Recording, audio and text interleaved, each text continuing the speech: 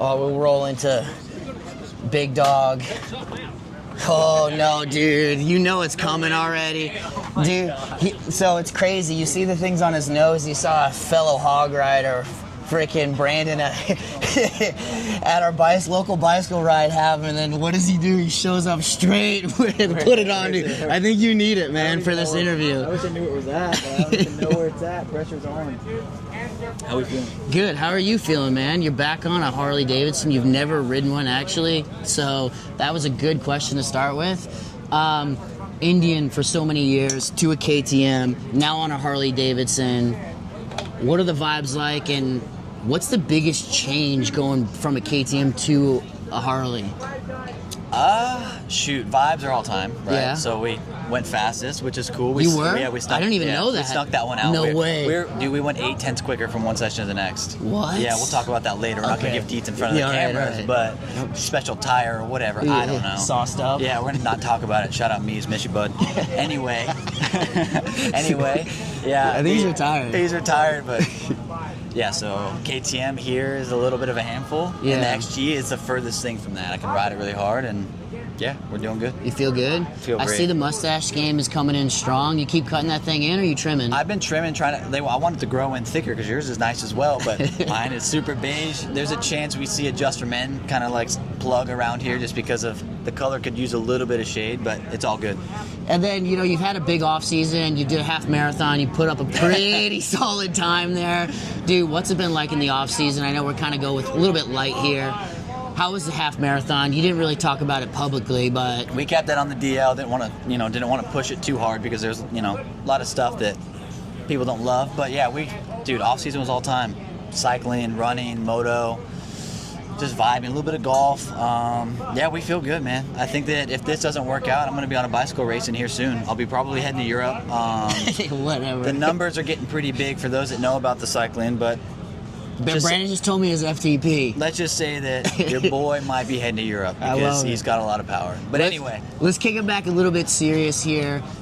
What's the biggest, thing that you changed from last off season coming into this year to this year where you just, I don't know, for me the vibe seems a little bit like looser. It's lighter for sure. It just seems lighter. Yeah. Like, what was the change that you did this off season to really like kind of look for maybe that 2020 Briar Bauman kind of fun vibe? Like, I don't know what it is, but what was the big change this off season?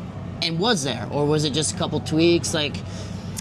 What's the thing that you did this off season that kind of brought you back home that you're feeling this pumped and vibed up? I think that being as down as I was at the end of 24, just not doing well. You know how it is. When you're not doing well, you don't know what the answer is. You can't find the answer even when you try. Unfortunately, Dave Zanotti was willing to get back with me as well as Michelle DeSalvo. We made a call to George Latis, and we were able to get some XGs. And it was one of those things, like our first test day, I rode it, and I'm like, okay, you forget what you're capable of doing on a motorcycle with nothing arrogant, but just feeling certain pieces of the bike. Like, okay, I can move the front the way I want to, and I can roll the middle the way I used to, and things I haven't done for 2 years. And so I got on the bike, and even at just a local test day, actually here last year with Brandon Robinson, I did a couple laps and immediately, when you feel it. So you feel like maybe you're just at home? It is home. It's home with the way Dave builds a motorcycle, the way he sets it up for me, the way he runs a bike, and on top of it, the Harley's letting me do my thing. So combination of going home, getting a bike that kind of allows me to do my thing, and just letting me kind of just be free on the bike. Finally, last thing, Harley-Davidson's been such a staple of dirt track and its whole history. What's it like to finally ride it, Harley-Davidson and American flat track with all that history?